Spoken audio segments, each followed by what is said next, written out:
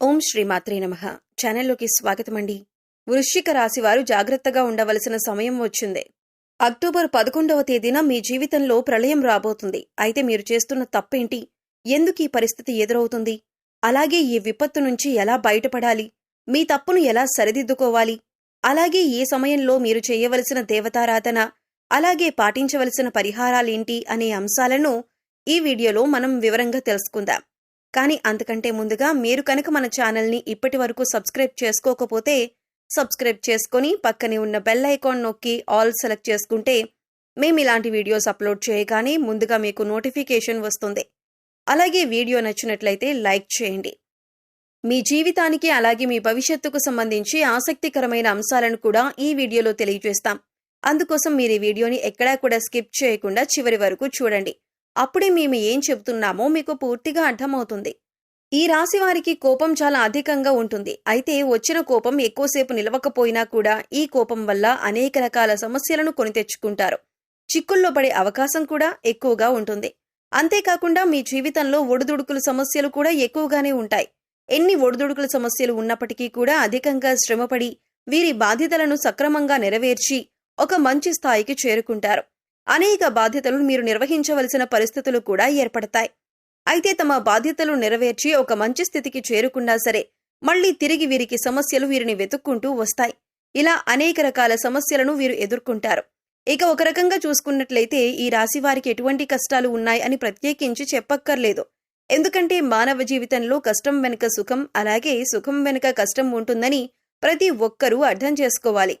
అయితే మిగిలిన రాశుల వారందరికంటే కూడా ఈ రాశి వారికి కష్టాలు ఎక్కువనే చెప్పాలి. ఎందుకంటే వీరి జీవితాన్ని చూసుకున్నట్లయితే కొన్ని ముఖ్యమైన అంశాలలో అనేకసార్లు నిరాశకు గురైన సందర్భాలు కూడా ఉన్నాయి. అలాగే ఈ రాశివారు దయాగుణం, దానగుణం కూడా అధికంగా కలిగి ఉంటారు. ఈ కారణంగా ఎదుటివారు కష్టాల్లో ఉంటే చలించిపోయే మనస్తత్వాన్ని కలిగి ఉంటారు. ఇక వీరి దగ్గర సహాయం చేసే పరిస్థితి ఉన్నా లేకపోయినా ఎదుటివారు కష్టాల్లో ఉన్నామంటే మాత్రం ఖచ్చితంగా సహాయం చేస్తారు. అది ఆర్థికంగా కానీ మాట సాయం కానీ ఖచ్చితంగా ఎదుటివారు కష్టాల్లో ఉంటే ఆదుకోవటానికి ప్రయత్నిస్తారు. అయితే వీరు ఎదుటివారికి ఎంత సాయపడినప్పటికీ కూడా వీరికి అవసరమైనప్పుడు మాత్రం ఎదుటివారు సాయపడటానికి అంతగా ముందుకు రారు. ఈ అంశం వీరిని మానసికంగా బాధపెడుతుంది. అయినా కూడా వీరు సహాయం చేసే గుణాన్ని వదులుకోరు. ఎదుటివారి చేతిలో ఎంత మోసపోయినా మళ్లీ తిరిగి వారిని నమ్ముతూ ఉంటారు. ఒక రకంగా ఈ రాశివారు మానసిక దృఢత్వాన్ని కలిగి ఉంటారనే చెప్పాలి. ఈ విధంగా మీరు మీ ధైర్యాన్ని కోల్పోకుండా ఉంటే కష్టం వెనకాలే సుఖం వస్తుంది అన్న విషయాన్ని గ్రహించాలి. అలాగే మీ జీవిత భాగస్వామితో చిన్న చిన్న మనస్పర్ధలు వచ్చినప్పటికీ కూడా నెమ్మదిగా తగ్గిపోతాయి. అవి పెద్దగా ఇబ్బంది పెట్టే అంశాలేవీ కాదు. కానీ ఒకరినొకరు అర్థం చేసుకుంటూ ఒకరినొకరు గౌరవించుకుంటూ ముందుకు సాగినట్లయితే జీవితంలో మరింత ఆనందాన్ని పొందుతారు. ఇక ఆర్థికపరమైన అంశాలలో పెట్టుబడులు పెట్టేటప్పుడు అనుభవజ్ఞుల సలహాలను ఖచ్చితంగా తీసుకోండి. ఇక మీ కింద పనిచేసిన వారు అలాగే మీతో పనిచేసిన వారు పదోన్నతులు పొంది మంచి స్థాయికి ఎదిగినా, ఆర్థికంగా పురోగతి సాధించినా కూడా మేము సాధించలేకపోయాం అనే బాధ మీకు కలగకూడదు. మీరు ముఖ్యంగా గుర్తుపెట్టుకోవాల్సిందేంటంటే ప్రతి ఒక్కరి జీవితంలో కష్టాలు ఒకే రకంగా ఉండవు. ఒకరికి ఆర్థిక సమస్యలు ఉండొచ్చు, మరొకరికి మానసిక సమస్యలు ఉండొచ్చు, మరొకరికి కుటుంబ సమస్యలు, అలాగే మరికొందరికి వైవాహిక జీవితంలో సమస్యలు ఉండొచ్చు. ఎవరికి ఏ సమస్య ఉందో మనం చెప్పలేం. కాబట్టి ఎదుటివారికి సమస్య లేదు అని మీరెప్పుడూ అనుకోవద్దు. అలాగే అన్ని కష్టాలు నాకే వచ్చాయి అని మీరు కుంగిపోవద్దు. మానసిక ధైర్యాన్ని అధికంగా కలిగి ఉండాలి. ఈ విషయాన్ని మీరు గమనించి జీవితంలో ముందుకు సాగాలి. మానవ జీవితంలో కష్టసుఖాలనేవి సర్వసాధారణం. అయితే గతంలో మీరు పడిన కష్టాలకి ఇప్పుడు పరిష్కారం అనేది లభించబోతోంది.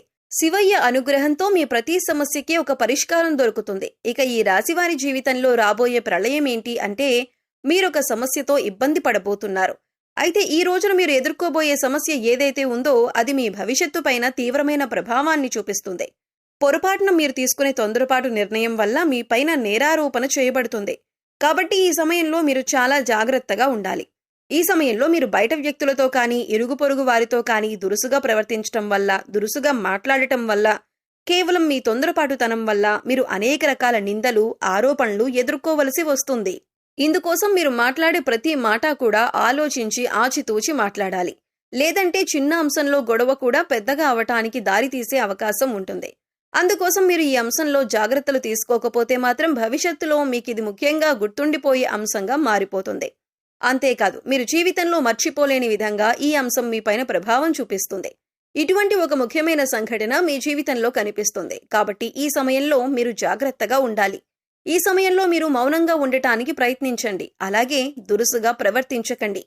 ఈ రాశి వారికి కోపం అధికంగా ఉంటుంది. ఇక ఈ కోపం వెంటనే తగ్గిపోయినప్పటికీ కూడా మీరు అధికంగా కోపం ప్రదర్శించిన సమయంలో ఫలితాలనేవి మీకు వ్యతిరేకంగా రావచ్చు.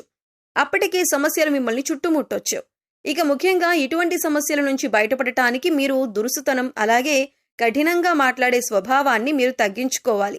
అది మీ కుటుంబంలోనైనా, ఇరుగు పొరుగు వారితో అయినా, సన్నిహితులతో అయినా, పై అధికారులతో అయినా లేదా మీ ప్రియమైన వారితోనైనా మీరు సౌమ్యంగా మాట్లాడటానికి ప్రయత్నించాలి.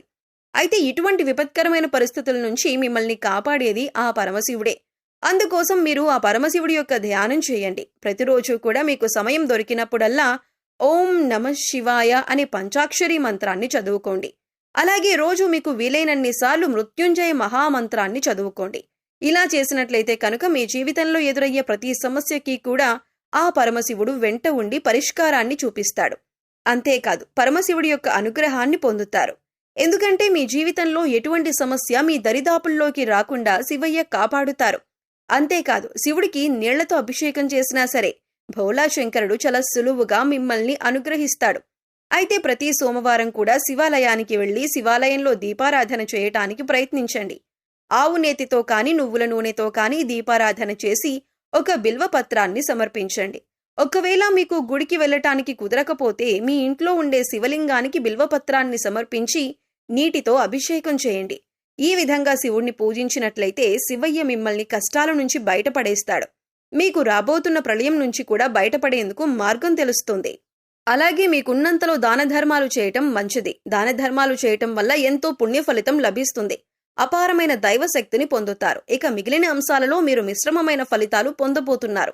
అయితే మీకుండే కోపం, మాట తీరు అలాగే కఠినమైన స్వభావం కారణంగా ఈ సమస్య పెద్దదయ్యే అవకాశం ఉంది. కాబట్టి ఈ అంశంలో జాగ్రత్త వహించండి. సో చూశారు కదండి, అక్టోబర్ 11వ తేదీన వృశ్చిక రాశి వారి జీవితంలో ఎటువంటి ప్రళయం రాబోతుంది, ఆ ప్రళయం నుంచి మీరెలా బయటపడాలి, ఈ ప్రళయానికి గల కారణం ఎవరు, ఈ సమయంలో ఏ దేవతారాధన చేసుకుంటే మీరు ఈ సమస్య నుంచి బయటపడతారు, మీరు మార్చుకోవలసిన ప్రవర్తన ఏంటి అనే అంశాలను ఈ వీడియోలో మనం వివరంగా తెలుసుకున్నాం కదా. ఈ వీడియో మీకు నచ్చినట్లయితే లైక్ చేయండి. మీ ఫ్రెండ్స్ అండ్ ఫ్యామిలీ మెంబర్స్లో వృశ్చిక రాశి వారు ఉంటే వారితో ఈ వీడియోని షేర్ చేసుకోండి. అలాగే ఇప్పటి వరకు మన ఛానల్ని కనుక సబ్స్క్రైబ్ చేసుకోకపోతే సబ్స్క్రైబ్ చేసుకొని పక్కనే ఉన్న బెల్ ఐకాన్ నొక్కి ఆల్ సెలెక్ట్ చేసుకుంటే మేము ఇలాంటి వీడియోస్ అప్లోడ్ చేయగానే ముందుగా మీకు నోటిఫికేషన్ వస్తుంది. మరో చక్కటి వీడియోతో మళ్ళీ కలుద్దామండి. ఓం శ్రీమాత్రే నమః.